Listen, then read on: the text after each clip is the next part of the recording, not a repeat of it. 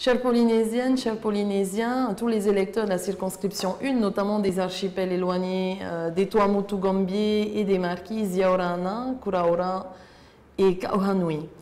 Vous savez que le samedi 14 juin, nous avons un rendez-vous électoral. Nous devons voter pour un nouveau député et le Tahuira Huir Atira m'a désigné comme candidate pour cette élection afin de remplacer le président de l'Assemblée, maire de Piré, Edouard Fritsch, à cette élection législative. Très rapidement, je souhaiterais vous rappeler le rôle du député pour vous faire remarquer à quel point ce rôle est un rôle charnière pour aider notre gouvernement dans tous les dossiers de partenariat entre l'État et le pays. Un député, ce n'est pas simplement quelqu'un qui va faire des rencontres à Paris. C'est vraiment des élus. Le député est un élu qui est là pour travailler au quotidien sur un ensemble de dossiers qui nous concernent tous les jours. Je vous donne un exemple. Le financement de l'État au sein de la Caisse de solidarité, de la Caisse du RSPF, pour aider nos familles les plus démunies à pouvoir bénéficier d'une aide du pays. Le député est là pour aussi soutenir l'avis du gouvernement, pour demander à l'État de ramener ses financements au sein de cette caisse. Un autre exemple également, c'est la mise en place d'un tribunal foncier. Vous savez que notre ancien député, Edouard Fritsch, a beaucoup œuvré pour mettre en place ce tribunal foncier. Il y aura un deuxième texte dans le courant de l'automne qu'il faudra défendre. En bref, le député est là pour travailler sur des dossiers très concrets qui touchent votre quotidien. À notre sens, il est important pour le Tahuira Huir Atira de maintenir une équipe forte, soudée à Paris, puisqu'il ne s'agit pas simplement d'Edouard Fritsch, mais bien d'une équipe avec Jean-Paul Touaïva, avec Jonas Tahueitu. Mon souhait, c'est de m'inscrire dans la continuité du travail qu'ils ont réalisé depuis 2 ans et de l'amener à terme, de pouvoir réellement réaliser ce programme pour lequel ils ont été élus. Donc, le député, c'est vraiment un rôle charnière, un rôle de soutien au gouvernement, notre président du pays, pour faire avancer tous les dossiers clés sur lesquels le gouvernement travaille en partenariat avec l'État. Alors, je m'attacherai pour cette première année en priorité à défendre les financements du pays au sein de la loi de finances nationale et aussi à suivre le dossier lié au foncier, à la mise en place du tribunal foncier et à la mise en place de cette deuxième loi qui viendra faciliter les sorties d'indivision, faciliter les successions en Polynésie française.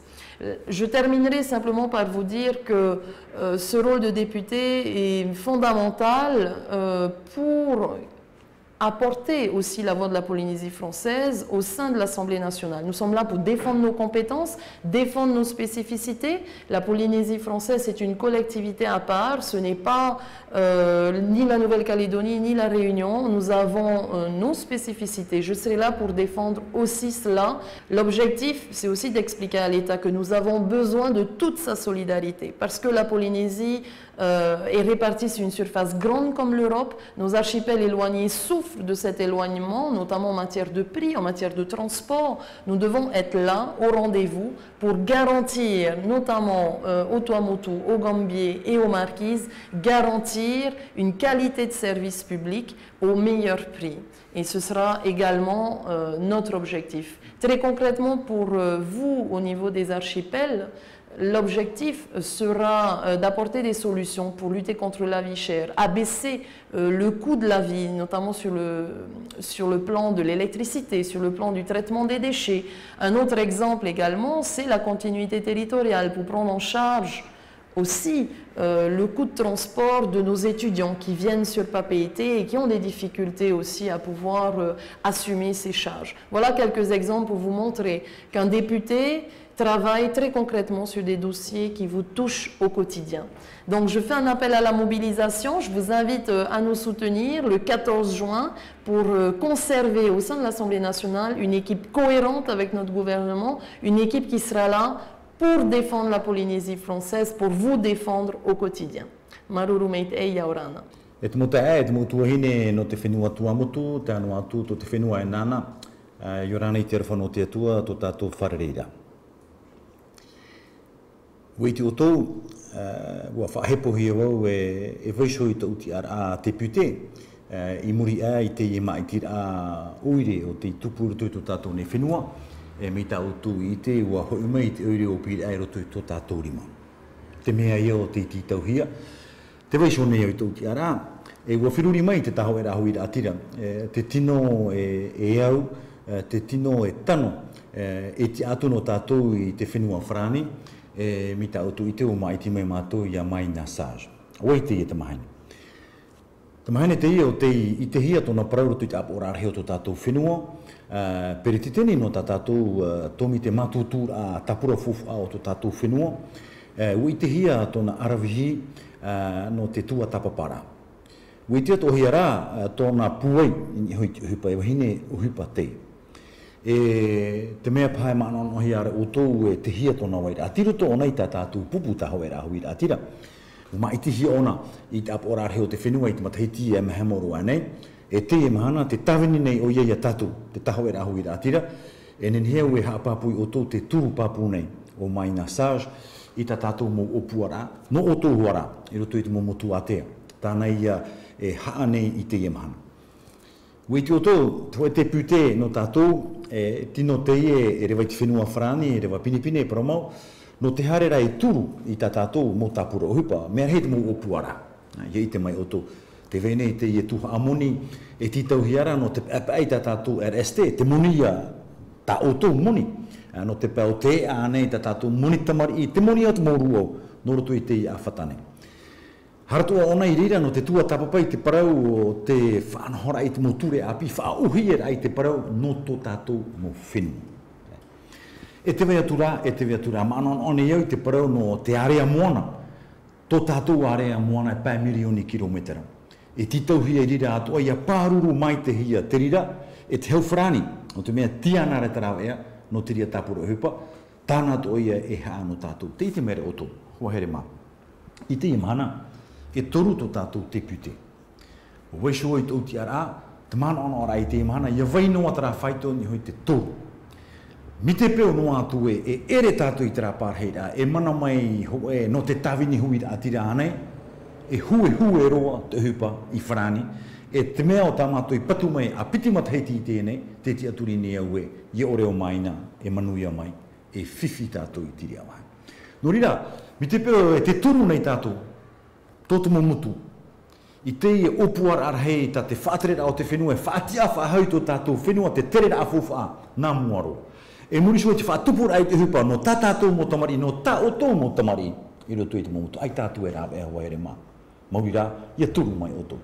Turu mai te tāpura, e ara te hiara, e mai nasaj. Te maiti roto ia mai nasaj, te maiti to arara o tō iau, te tumu wau. I hina aroe o wau e te mono, no te pēpēra ai te tuahine tō tātou, no te mea te veine ki te aturira, te veia to arara, te pira ai au e te taho e rahui ra atira. E paturu ma, papu mai o tō, I te tāpura tā tātou. Ai tātou e te aturira o tō. Mi te peu e hoa e te taho e rahui ra atira. Mi te peu e amo I tātou, no te paturu ia mai nasaj, te te aturine au e manuia te e tuahine tō tātou, e muri mai, e manuia tā tātou mō opuara. Tera anō, hua here mā. Te mō mana, tā ui hina aro e whaatai o tō, no te mea I te mātou e he te rea tu e wharere. I o tō pātoa, I te tuamotu, I te whenua e nāna.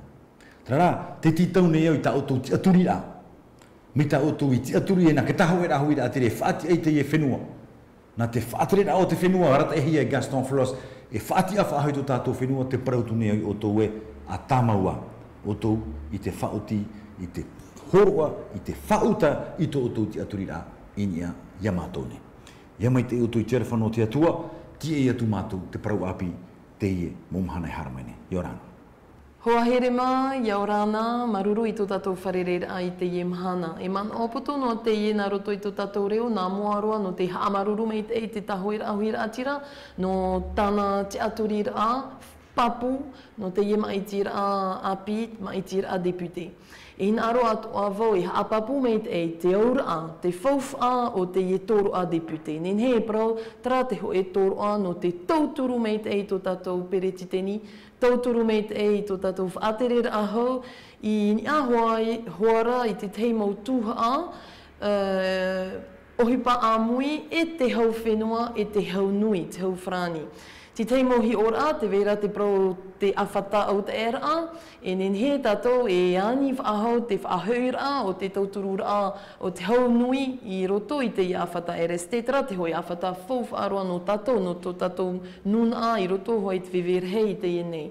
Te vera atoa te hoi hi ora i ngā i te tatarara o te whiwhi whenua. I te tātou wa maiti o Edward Fritsch te hoi ture api no te haamau te hoi tripuna no te pē o te whenua e nen he atoa vau e haere no te haapapu mei te tō tātou mano e whaoti te ie ture e piti no te ie mateiti, no te whaohie te haamaura o te ie tripuna no te pē o te whenua. Tara te teimohi ora ho hirema no te haapapu mei te aura o te ie tōroa e whaohipa hoa tamatou depute i nia i te teimo tuha no tātou paatoa.